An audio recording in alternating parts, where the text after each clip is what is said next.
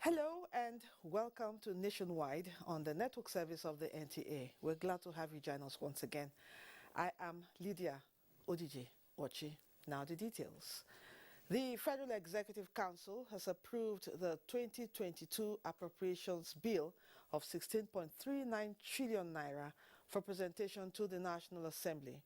Also approved are the changes made on the 2022 to 2024 medium-term expenditure framework to formally accommodate provisions of the Petroleum Industry Act.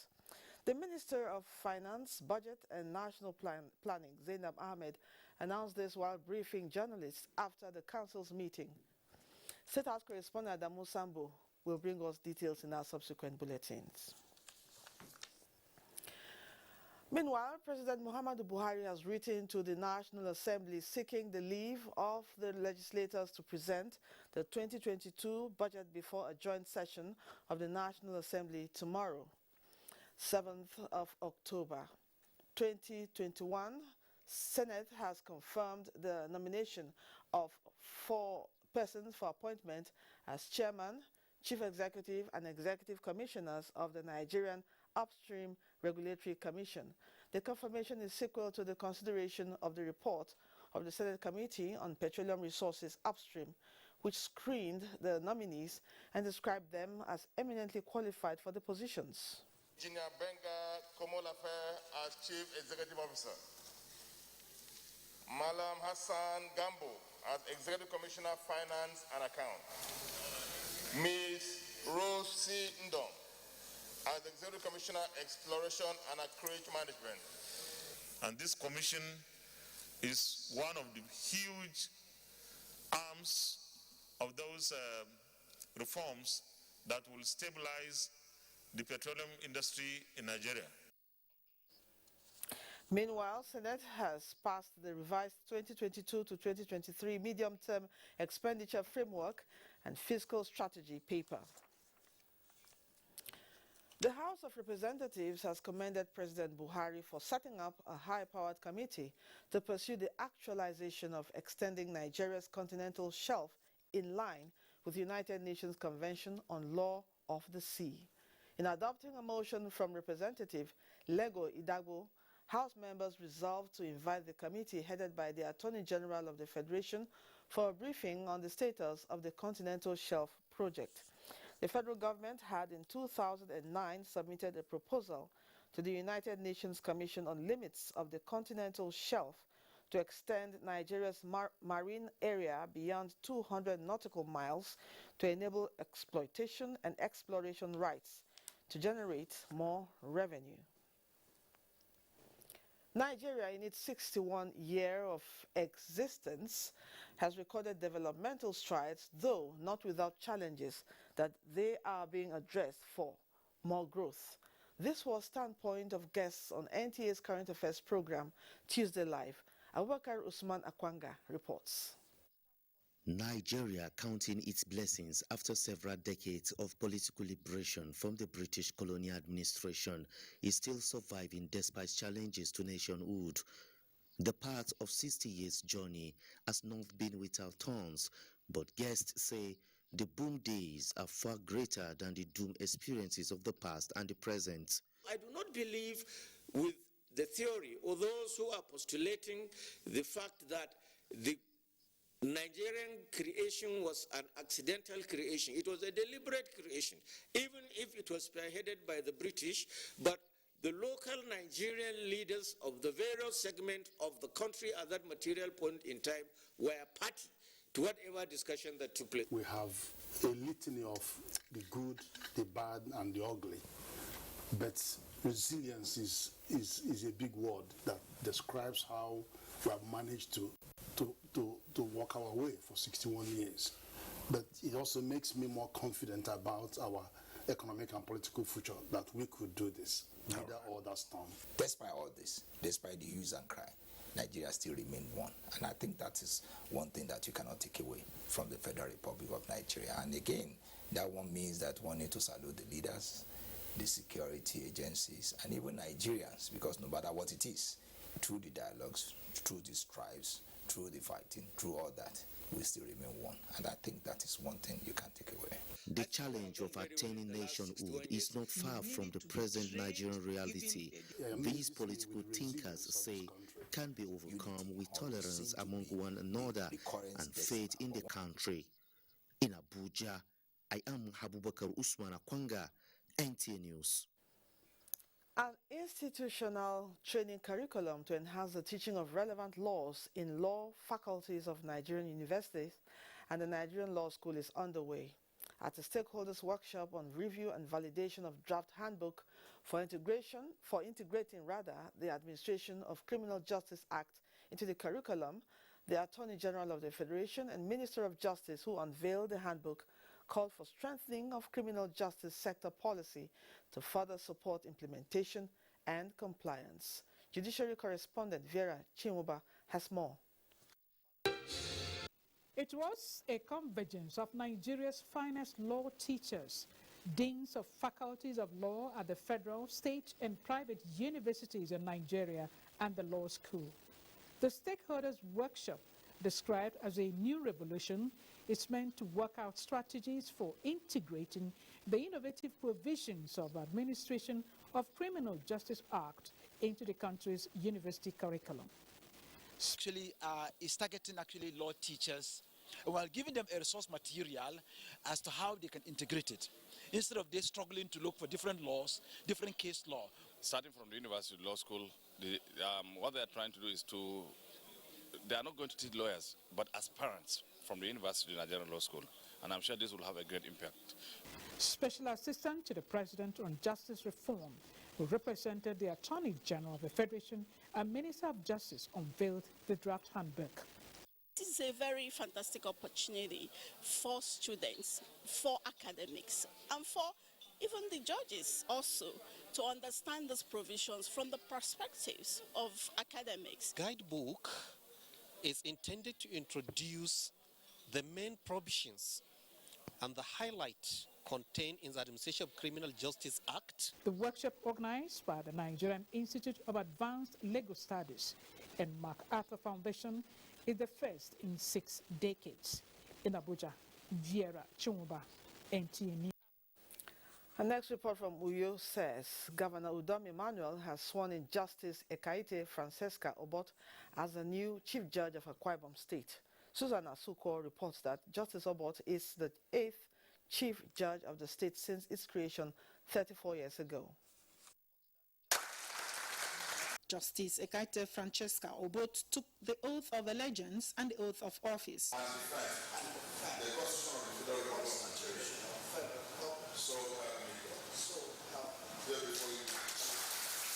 Congratulating the newly sworn-in Chief Judge, Governor Udom Emmanuel appealed to the judiciary to ensure quick dispensation of justice, as some prisons in the state are already congested. He reassures of his support to every arm of the judiciary to ensure that the rule of law is upheld, noting that without the rule of law, there can be no democracy. I just pray that we run a country where justice shall prevail, where everybody should do the right thing and do it consistently too. Justice Ekaite Francesca Obot, who was called to bar on August 23, 1985, was sworn in as acting Chief Judge of the state on June 30, 2021. In Uyo, Susan Asuko, NTA News. In line with federal government's commitment to the protection, promotion, and enforcement of the rights of every Nigerian, The National Human Rights Commission has called on the media and other bodies to complement efforts in the fight against drug abuse. Umenka Marachuku has more. Issues on human rights violation as well as drug abuse among youths for some time now being a source of concern to the government and relevant stakeholders. Though the government, in collaboration with key players, is working assiduously in making Nigeria free of human rights violation and drug abuse among youths, National Human Rights Commission, in recognizing the nexus between human rights violation and drug abuse, is brainstorming with stakeholders in a way forward in the elimination of the menace. Furthermore, Commission and Senate have drawn a star-studded list of competent resource persons from a broad spectrum of stakeholders to speak to the conference team. Participants shall be drawn from 36 states of the Federation, including the Federal Capital Territory, for fair and effective representation. Let us do this together. It is in the interest of our society, it is in the interest of our people, it is in the interest of the future of this great nation. The engagement will provide a framework in furtherance of federal government's commitment to protect, promote and enforce the human rights of Nigerians. In Abuja, Umenka Marachuku, NTA News. Man O' War Nigeria is going into more partnerships to inculcate the habit of self-discipline among Nigerians. Abdul Malik Hassan reports that the latest is with the Nigerian Television Authority. As a paramilitary organization with a vision to inculcate self-discipline in the hearts of Nigerians, the Man O' War Nigeria North Central team are here to solicit the support of the NTA to disseminate information that will keep Nigerians abreast of its activities. We want people, the general populace to know the role of the Man O' War in society.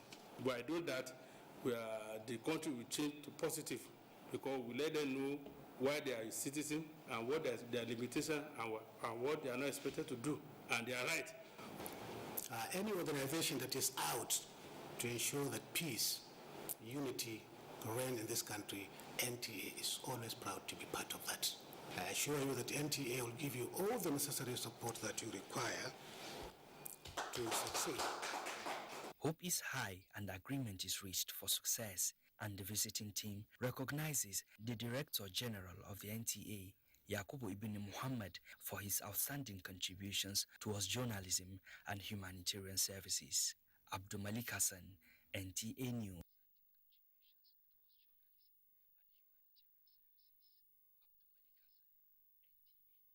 Been honored by the presidency through the Servicom office for her outstanding broadcasts during the COVID-19 era. The accolade is part of activities outlined to mark this year's week. Ikechukwu Ndukwe has the report. Placing wisdom in the deployment of staff and equipment and effective broadcasting during the heightened period of COVID-19 pandemic were the attributes that prompted the award. Oh, this is very symbolic. Thank you. Please join me in appreciating the DG, the management, this club, the director news, all of you, the crew members who went to even the COVID centers to bring information and updates. We are here to appreciate. Let's work together with you each step of the way to make sure that the tasks are being done. Alongside the NTA, the Servicom also honored the Secretary to the Government of the Federation, Boss Mustafa, for his commitment in steering the Presidential Committee on COVID-19. In Abuja, Ikechukwu Ndukwe, NTA News. To talk more on the Servicom week, we have in the studio Nena Akajemeli, National Coordinator, Servicom Presidency. You're welcome to Nationwide. Thank you for joining us. Thank you very much. Thank you, my amiable sister. Thank you for having me here. You're welcome. Now, what is the Customer Service Week all about? It's a global celebration. It's an event that celebrates customer service, especially the value brought as a result of the services rendered, quality services rendered to stakeholders, to citizens, and indeed the power behind the service, the heart of service that we bring to bear in every activity, especially as it concerns Nigeria in the ministries, departments, and agencies. For this year, we have the theme which reads the power of service. And this team is apt because from last year up until now, we've been operating in the COVID era, and a lot of lives were turned upside down since 2019. And so service providers had to go the extra mile. Some even worked from home. Some had to close down their shops. Some had to step down backwards sacrificially to ensure that indeed they went the extra mile to serve the people. Okay. Some lives were even put on the line in the course of this service. Think of the people in the different hospitals. Think of the people at the special COVID centers where they had to manage. Think of the media, the crew that had to cover those special COVID centers. Their lives were put on the line. Definitely. And so for this celebration, we're here to appreciate them. We're here to say thank you. On behalf of Mr. President, on behalf of the SGF who supervises the Service Delivery Office, the Servicom Office, we're here to appreciate them, to encourage them, to let them know that indeed government truly appreciates all their sacrificial services rendered to citizens. Thank you very much. Now, how have the public agencies been faring in imbibing Servicom's mandate in ensuring quality service delivery? Thank you very much for that question. We want to say that from the center in the presidency, we engage, we have ministries, departments, and agencies taking the directive from government to establish the Servicom unit, the Servicom department. This has been going on, and also followed very closely is the directive to have their services, their mandate broken down into measurable standards as reflected in their different service charters. Why are we doing this? We're driving towards improved service delivery, enhanced service delivery to the citizens, to the stakeholders, to the people whom government has established different MDAs to serve. And so Servicom facilitates and engages with these MDAs such that we can have lives touched by improved quality of services that are rendered by the different service providers in the different service windows. Okay. Now, what is the yardstick for measuring performances of public agencies? Okay, so government has approved, Federal Executive Council has approved an instrument, a tool for measuring the quality of services rendered to the citizens. And this tool is known as the Servicom Index. It has 5 key drivers. And the first one is service delivery, speaking to the fact that when citizens, when stakeholders get to service windows, do they receive those expected services? The expectations they have come with, are they met? And so when they are met, we describe that as delightful and satisfactory services. When they are not met, we describe that as service failure. The second driver is information, letting out a lot of information to guide and direct service takers to take quality services. We also have timeliness. And so when services are rendered in a very timely manner, then people are delighted. For instance, lives are saved. In the case of emergency, people who are sick in the hospital, you can imagine what quality and timely services can do to save life in the course of service delivery. We also have professionalism. And so that's packaging your service in such a way that you deliver it for the service taker to have value for money. And so the money paid, do you have value for it? That money with which they come to you to take service. Remember, the service providers in ministries, departments, and agencies are running government businesses. And so people expect that their lives will be touched by quality services that they receive. The last is staff attitude. Okay. And you know, that demands politeness, courtesy, friendliness, even while we are serving. And so when we do this in a friendly and the staff attitude is right, then we can now express appreciation, delightful service. And this is what government has mandated Servicom to go around with this instrument to measure and report performance against those set standards in the service charter. And that's what we've been doing. Let me also say that while some MDAs have improved over time, some are still in the process of improvement.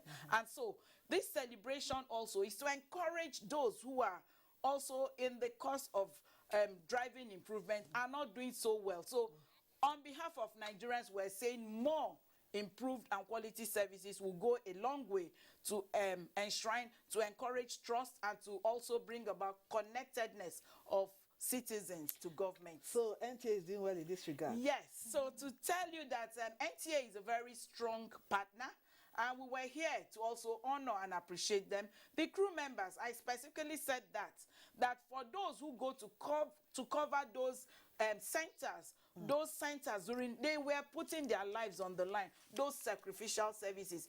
NTA let out a lot of messages, a lot of playlets, a lot of guidelines that helped to guide people to survive and navigate through the pandemic era. Here is also thanking the management, the Director General, and the executive team of NTA for all the great value they have added to the process of service delivery, even through the media. Thank you very much. The foot soldiers. And all the foot soldiers. I want to appreciate the Servicom team in NTA. They enable us engage, they connect us, and they help us to work amicably with NTA to render seamless and enhanced citizen-centered service to all Nigerians. Let me thank the management of NTA for this opportunity and even for being there for us.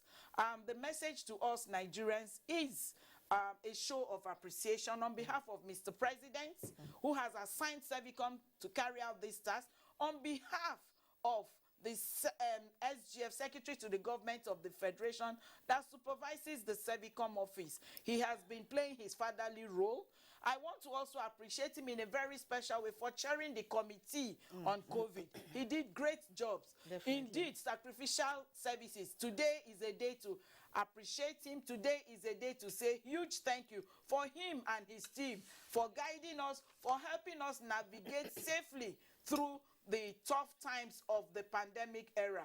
We are not there yet, but we are saying with this appreciation, we are also giving fuel to the heart of service, so that from now to the next celebration, we are hoping that Nigerians can enjoy enhanced and improved service delivery at all ministries, departments, and agencies. Thank you very much. Thank you so much for coming on Nationwide. We really appreciate your coming and sharing your thoughts. Thank you. And also commending us. Thank you very much. We've been talking to Nena Akajemeli, National Coordinator, Servicom. Thank you for coming. Thank you. Moving on now. A truck loaded with sand early hours of the day ran into a moving cargo train along the narrow gauge rail track in Kano metropolis. This incident, which forced one of its wagons to derail, caused traffic obstructions along the busy Ahmadu Bello Way, Kano. Aminu Umar reports that no casualty was recorded. The accident occurred early this morning when a tipper loaded with sand ran into the passing cargo train that was just arriving Kano from Ingru in Yobe State. A wagon of the train derailed, forcing it to stop at an intersection, causing blockade on both lanes of Ahmadu Bello Way. Although no eyewitnesses claimed witnessing the accident, early callers that were alarmed by a loud bang while indoors said they came out to see the driver of the truck stable, both with minor bruises in the face. The driver was okay. I only saw blood in his face. When the train approaches, we used to stop drivers, but they sometimes refuse to stop to the extent that some insult us. We are advising the railway to please be inspecting the tracks. Some observers who frown at the recklessness of drivers, especially along railway crossings, also lamented over the absence of the customary rail crossing signs now that the trains are back on their tracks. As at press time, personnel of the Nigerian Railway Corporation and security agencies are working towards re-rolling the train to its track and restoring traffic normalcy. In Kano, Aminu Umar, NTA News. You're watching NTA Nationwide. We take you now to our Lagos studio for more reports. Ruth is our guide. Hello, Ruth.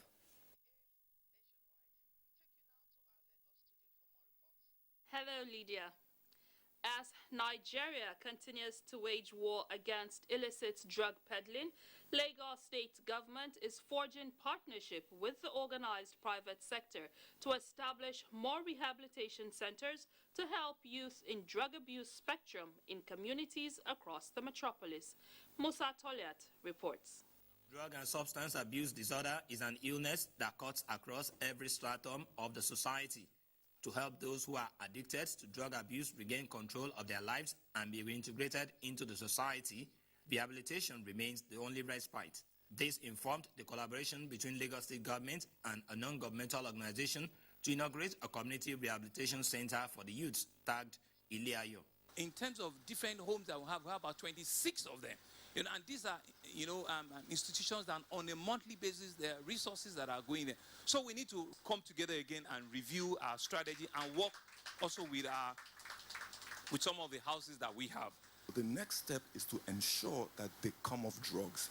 So this Ileayo we're starting with is one of such chill out or rehab centers. Some will be detox centers where we just help you off drugs and then get you back into living. Thereafter, Governor Sanwo-Olu joined an independent celebration advocacy in Agege local government area of the state to educate the youths on the need to shun drug and substance abuse.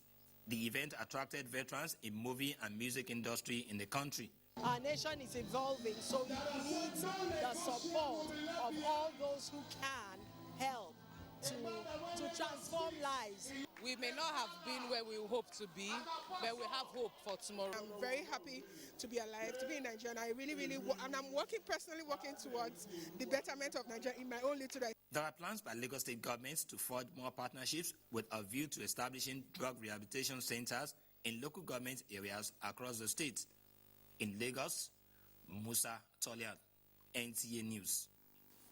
The strength and unity of Nigeria as a heterogeneous nation that promotes different value systems and practices have brought about development in many facets of nationhood regardless. However, as the country marks her 61 years as an independent nation, Abolade Salami in this report takes a look at the successes achieved in diverse areas and the journey that lies ahead.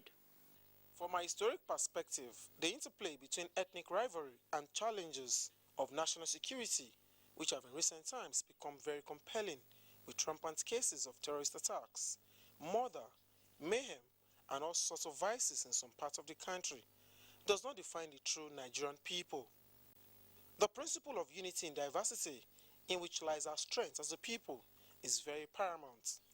Debilitating issues relating to culture and religious differences, including political affiliations, should not hinder the relative peace and stability which Nigeria and Nigerians enjoy as the most populous black nation in the world. When infrastructure is provided, when Medicare is provided, nobody asks you whether you are Yoruba or Niger Delta or all along, but particularly for sustaining peace and unity. However, over the years, Nigerians have been living together, working together, fight as one people, and have achieved so much in spite of our differences since the attainment of our independence in 1960. The ideology, together we stand, divided we fall, is one aspect that the founding fathers maximized to take the nation to where she is today. In the light of this, patriotic Nigerians have been charged to be active players in providing solutions to the recurring challenges of sectionalism, nepotism, religious and traditional beliefs, as well as economic growth, rather than destroy what has been built for many years. Let's first and foremost recognize one fact, and that is that Nigerians by nature are peaceful people. I'm not going to sit in this chair looking at you and advocate the disintegration of that unity. It will be a disservice to Nigeria as a nation state and to the Nigerian people.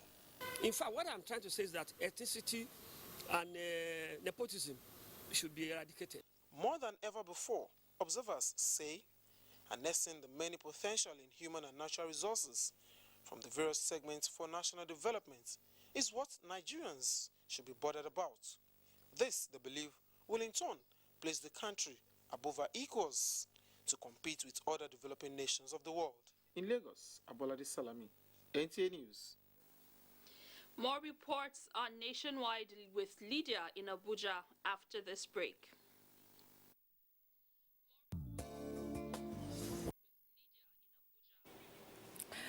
Thank you, Ruth. Governor of Bayelsa State, Senator Doye Diri, has ordered jail delivery of 9 inmates of the correctional center at Okaka, Yenagoa. Some of those freed had been in detention without trial for years. Fred Owefie reports. Expressing regret over the number of inmates in the center, Governor Diri advised the freed inmates to change their ways and approach to life and become responsible members of the society. You are here does not also presuppose that you are the worst people on earth. No. Do you want to continue in what you were doing that brought you to Okaka? No. As you change. Chief Judge of Bayelsa State, Getabiri, was grateful for the governor's visit and was optimistic that the gesture will help decongest the center. A congested prison is not good at all for the state, not to talk of for the inmates. And I know that the Attorney General of the Federation will be happy with this exercise. Controller of Okaka Correctional Center, Seth Edogotu, was glad over the rehabilitation of the road leading to the center and the donation of operational vehicles by the governor, which have assisted them to perform optimally. In Yenagoa, Fred Owefie, NTA News. We still have more security reports after this break. Don't go away.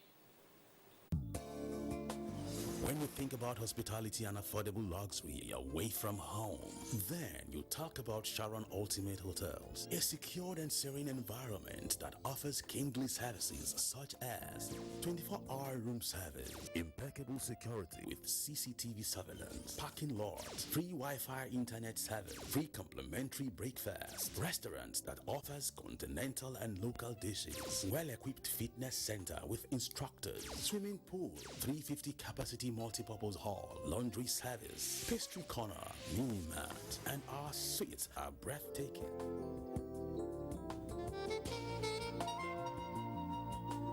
For reservation, locate us at plot 1710, Tafawa Balewa Way, Area 3, Garikia, Abuja. Sharon Ultimate Hotels, the ultimate place. The federal government has commenced second phase of COVID-19 vaccination. If you are 18 years and above and unvaccinated, register at www.nphcda.vaccination.gov.ng. Visit the nearest vaccination site to receive AstraZeneca or Moderna COVID-19 vaccine as first dose. If you received your first dose of AstraZeneca vaccine before 8th July, get your second dose now. All COVID-19 vaccines are free and certified safe. At the vaccination site, you can check blood pressure and know your diabetes risk status. Children aged 0 to 23 months will receive childhood vaccines and screened for malnutrition. After vaccination, continue to adhere to COVID-19 prevention protocols. For more information, visit www.nphcda.gov.ng or call 0700-220-1122. This message is from the National Primary Healthcare Development Agency. Iheanacho near post and scores. The Super Eagles of Nigeria will look to continue their excellent start to the World Cup qualifiers when they take on Leithove of Central African Republic. Will Leithove pull off a shock on the home soil of the Super Eagles? It's Nigeria versus Central African Republic at the Tesla Balogun Stadium in Lagos, Nigeria on the 7th of October, showing on the network service of the NTA and AIT from 4:30 p.m. with live radio broadcast on Cool FM, Wazobia FM and Nigeria Info. You can also join online at sporty.com and NPFL TV. The FIFA World Cup qualifiers are proudly brought to you by BetNiger and supported by MTN, Coca-Cola and Dettol, proud sponsors of the Super Eagles.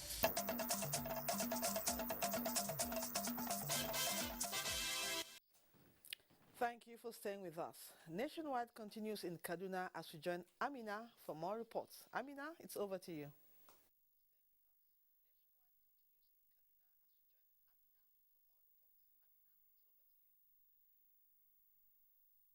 Thank you, Lydia. Welcome to Kaduna. Few days after reopening of schools, Kaduna State government begins the second phase of the National Homegrown School Feeding Program introduced by the federal government to provide free feeding for children while in school. Mohammed Umar Ajingi reports that the program targets over 700,000 pupils. This is Kao Model Primary School, Kaduna. During the flag of the second phase of the program, the pupils will be treated to a variety of meals daily. I also joined in this meal. I am happy. We are happy.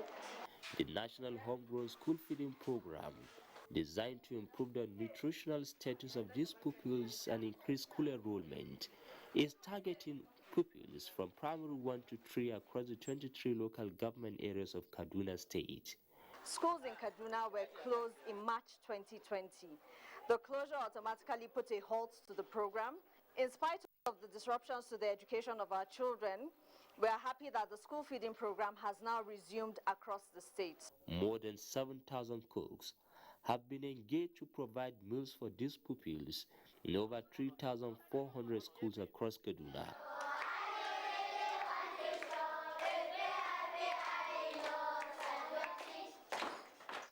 The children are happy after enjoying their food. They are out of their class playing. In Kaduna, I'm Muhammad Umar Ajingi, NTA.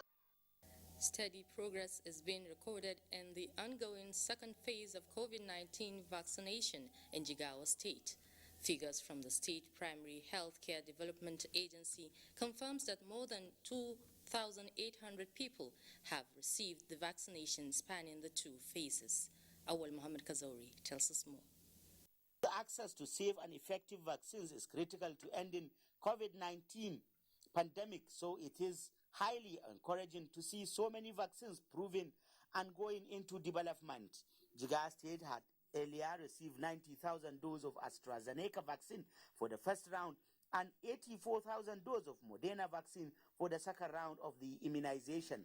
The Executive Secretary, Jigawa State Primary Healthcare Development Agency, Dr. Kabiri Ibrahim, says the vaccination is going on smoothly. The total number of people that have collected the second dose is somewhere about 2007, 2008. We just started about a week ago, the second dose. So we are still going around tracking people because the day someone is going to mature as the first week, that which is qualified for second dose really vary from person to person. Dr. Kabiru Ibrahim explained that those that receive the first dose are contacted via text messages as a reminder when they are due for the second dose of the vaccine. He said the only challenge is for pilgrims of 2021 Hajj and co-members who received their first dose and did not show up for the second dose. In most places visited, the teams were on ground to immunize people for the second dose. Awal Muhammad Kazauri, NTA News. And that's it from here. It's back to Lydia in Abuja. Thanks, Amina. 34 suspects, including kidnappers and car snatchers, are in police net.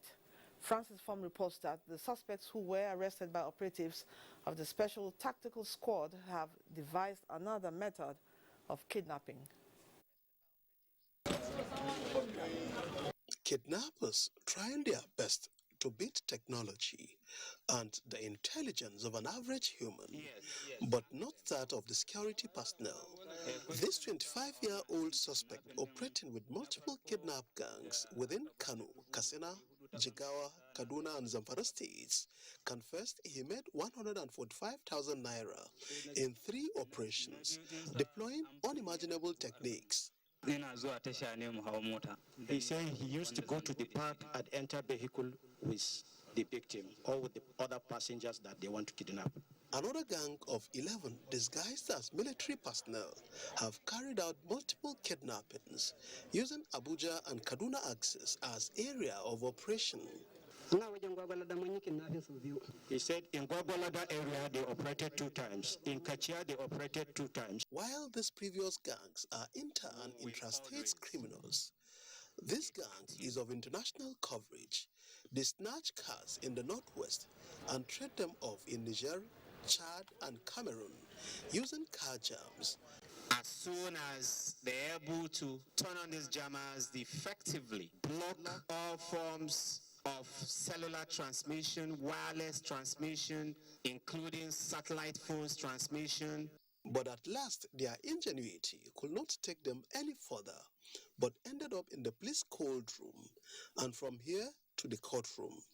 Franks is from NTA News.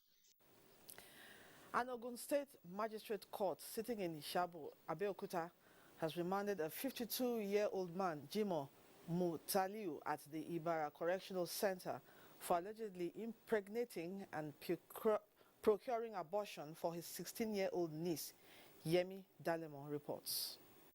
Defendant Jimo Amzat was arraigned on a 3-count charge bordering on conspiracy, felony to commit abortion and defilement of a 16-year-old girl, contrary to Section 516 and 330 of the 1999 Constitution as amended, and Section 33 of the Child Rights Law of Ogun State. The prosecutor, Timileyin Oredeyin, while moving for remand of the defendant at the Correctional Center, pending the issuance of legal advice by the State Director of Public Prosecutions, informed the court that the defendant allegedly impregnated the victim and subsequently procured abortion for the 16-year-old girl, who is also his niece. He also prayed the court to remand the health officer who the accused contacted to carry out the abortion for the victim. The magistrate, Olajumoke Shumefun, ordered the remand of the defendant at the Ibara Correctional Facility for 60 days pending the legal advice by DPP for the transfer of the matter to the State High Court for trial. The court also granted the health officer arraigned along with the defendant for allegedly procuring abortion for the victim a bail of 200,000 naira with 2 sureties in like sum. The court later adjourned the matter till Tuesday, December 14, 2021. In Abeokuta, Yemi Dalemo, NTA News. The Nigerian Export Promotion Council, NEPC, and partners have signed an agreement for the approval of 400 million naira grant to empower 50 young Nigerian entrepreneurs. The executive director, NEPC, Segun Awolowo, said the grant is geared towards fast-tracking the growth and development of small businesses in the country to drive non-oil export as well as to promote diversification of Nigeria's export for inclusive and sustainable economic growth. We hope this grant of 400 million naira to the foundation, specifically for Nigerian entrepreneurs, will spur other governments in Africa to support the foundation in its audacious drive to create 10,000 of entrepreneurs across the continent of Africa. I want to also say that this partnership has training attached to it. So the entrepreneurs will not just be receiving the funding to support their businesses, but they will also be receiving training from the NEPC. This part of the Export Expansion Facility Program was signed at the Export House in Abuja. The Small and Medium Enterprises Development Agency of Nigeria, SMEDAN, has signed the 2021 Memorandum of Understanding with 6 deposit money banks to disburse 50,000 naira grant to more than 20 beneficiaries of the conditional grant scheme in 12 states of the Federation. The Director General of SMEDAN, Dr. Umaru Diko Rada, while signing the papers, said since the inception of the grant in 2016, 28 states and the FCT have benefited from the scheme so far. He noted that by 2022, the entire 36 states must have been reached with a minimum of 90 to 100 beneficiaries across the 774 local government areas. The Director General said the purpose of the scheme is to formalize micro-businesses by registering them free with the Corporate Affairs Commission by providing business development services to MSMEs while monitoring their progression. We'll continue to formalize the 40 million MSMEs that are informal, that is the macro businesses that are informal in the country, until when we reach an appreciable level of comfort that yes, we are able to formalize and our macro businesses can grow from macro to small to medium and to the large enterprise. This project, this program is what a lot of us entrepreneurs have been aching to be a part of. And I thank SMEDAN for this vision. Next on Nationwide is Benin, and Ogochukuka is standing by with reports making rounds in that zone. Hello, Ogochukuka.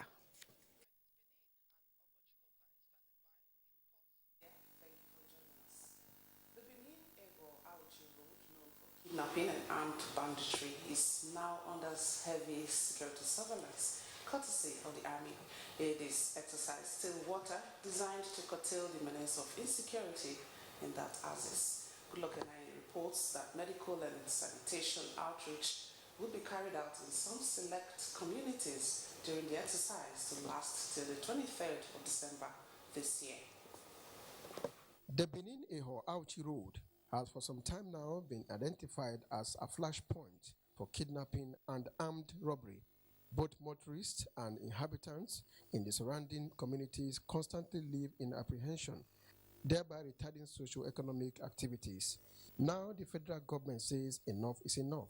Nigerian Army is out to calm the troubled waters and has made Eho the headquarters of the operation. The advice to the bandits by the Commander 4 Brigade, General Sani Abdullahi, is for them to relocate. It is also tailored towards enhancing the protection of lives and properties, as well as building confidence amongst the citizens in Edo State during the ember months leading to the Yuletide season. The state government appreciates the timely intervention of the army and wants the citizens to support the initiative. They have been doing everything within their power to make sure that our state is safe and we can sleep with our eyes closed. This exercise today is one of those statements, bold statements, that they have made. The elected Enoge of Eho, His Royal Highness David Igeho, pledges more support. Now the signals are clear. The people of Eho are happy. What is now left is for the cooperation for the people to ensure that this spirit is sustained from Eho. Good luck in any NTA News. Edo State government has engaged about 2,000 fellows in the first batch of the Edo supporting teachers to achieve results Edo Star program. This is to strengthen the teaching core of the state. Governor Godwin Obaseki describes the scheme as a revolution that cannot be stopped. Elizabeth Omoko reports that it was to mark this year's World Teachers' Day. Education in Nigeria is faced with many challenges, and among them is a shortfall of teaching staff, especially in rural communities. To close this gap, Governor Obaseki is engaging about 2,000 fellows out of 3,000 projected by the state government. For Governor Gordon Obaseki, his administration has trained over 11,000 teachers and would continue to train and retrain. We are starting a momentum when we unleash these stars, unleash the knowledge in them on the new generation of Edo children. No state in Nigeria will be able to compete with Edo State. The 3-year Edo Star Fellowship Program that will be transited into the state civil service on completion of the program would expose aspiring teachers to professional teaching skills, academic learning opportunities that would enable them to effectively deliver quality education fit for the 21st century and beyond. At the end of every year, there will be a performance review. At the Teachers' House at Silico, payment of 2013 to 2015 promotion arrears to teachers, payment of Edo Best Training stipends, and the non-payment of salary of retired teachers in the month of August topped discussion between the governor and the union. In Benin, Elizabeth Omako, NTA News. Abubakar will be coming up with more reports from Maiduguri, but this will be after the break. Good afternoon.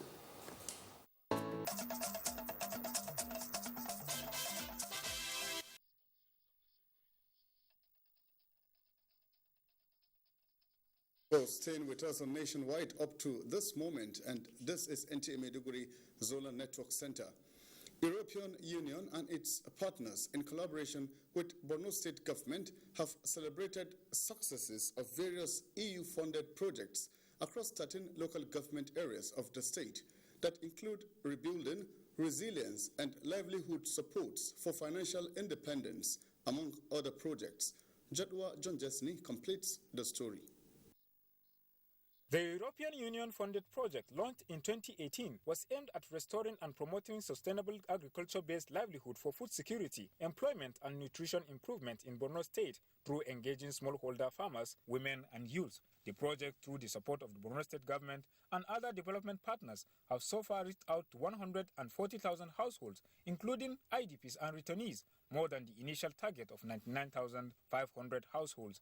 Borno State Governor Professor Babagana Umar Zulum, represented by his deputy Umar Usman Kadafur, lauded the EU and partners for timely intervention, urging them to sustain the tempo. Express our special appreciation to the European Union for funding this project from the start to the end, and look forward to more collaborative efforts for restoring hope and confidence in our people. EU Head of Cooperation Cecil Tansen Pelza, FAO Country Representative Fred Cafero, the UN Women and World Food Programme representative highlighted the need to support the Borno State government, IDPs and returnees in host communities, especially through livelihood interventions, assuring of more support in that regard. Borno State Commissioner for Agriculture and Natural Resources, Engineer Bukar Talba, and other speakers commended EU and partners for complementing efforts of the Borno State government in building resilience of conflict-affected communities in the state. Maiduguri, Jadwa, John Jesney, NTA News. Borno State government says all supports and interventions from development partners must meet the yearnings and aspirations of the people. Borno State Governor Professor Babagana Umar Zulum stated this at the official handing over of a maternity clinic in Goza town constructed by International Rescue Committee, IRC. Here again is Jadwa John Jesney with the rest of the story. It could be recalled that the International Rescue Committee, IRC, had earlier presented 4 ambulances to the Borno State government as part of implementation of the European Union's Response, Recovery and Resilience in Borno State grant. This time, the IRC handed over a maternity clinic with pharmacy, laboratory and several wards in Goza town. The representative of the Borno State Governor, Special Advisor on RRR, Abdurrahman Abdul Karim, appreciated the EU and IRC for extending their interventions to the grassroots and called on other donor agencies to emulate them. Country Director of IRC, Babatunde Ojayi, revealed that the EU grant has ended, adding that efforts are being put in place to provide more facilities to ensure safe delivery of pregnant women and survival of newborn babies, to further consolidate on their earlier established efforts of rehabilitation of several PHCs, installation of solar power and waste management systems across the state. We're hopeful that the government will fulfill part of the cooperation to make sure that this is maintained and fully equipped, so that it can continue to provide the services that we want it to provide to the community and the people. Executive Secretary, Borno State Agency for Sustainable Development Goals and Humanitarian Response, Bunu Mongonu, said the agency will continue to ensure that all humanitarian interventions tally with the 25 years development plan of the present administration. Chairman, Goza Local Government Professor Bulama Bukar appreciated the donors for the provision of maternity clinic and ambulance, assuring to maintain it. In Maiduguri, Jadwa, John Jesney, NTA News. And those are the latest stories. At this time from Maiduguri, Lydia in Abuja has the concluding part of Nationwide for us this evening. Thank you, Abubakar. And with that, we now conclude Nationwide on the network service of the NTA. Don't forget to join NTA in the fight against rape and rapists. Do have a wonderful evening. I am Lydia Odiji Ochi. Goodbye.